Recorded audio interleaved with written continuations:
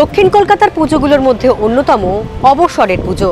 প্রত্যেক বছরই নানান রকম থিম বা বিষয় ভাবনায় তারা কিন্তু চমক দিয়ে থাকে।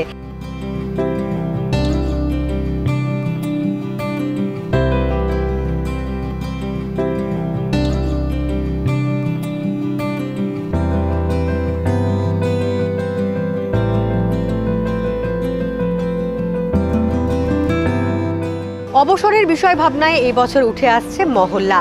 হ্যাঁ, রাজস্থানে যে ধরনের বাড়ি ডিজাইন করা থাকে, অর্থাৎ এক একটি জায়গায় এক এক রঙের বাড়ি, সেই রকমই অনেকটা মহল্লা বা একটি পাড়া উঠে আসছে এই অবসরের পূজা মণ্ডপে।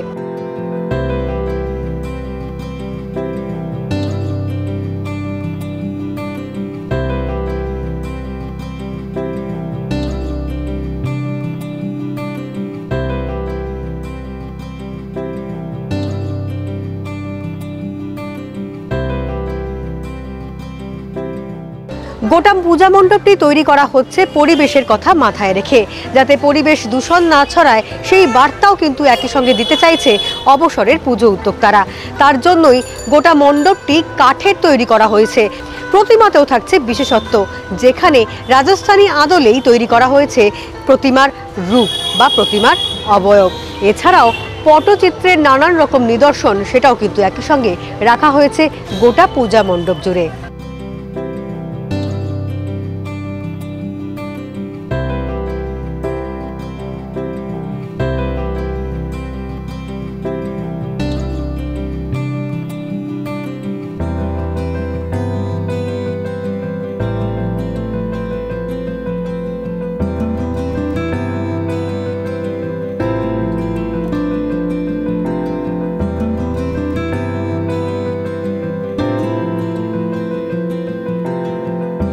এই মহল্লা যদি আপনাদের ভালো লেগে থাকে, তাহলে আপনাদের পুজোর মধ্যে একবার না একবার তো আসতেই হবে ভবানীপুরের এই অবসরে।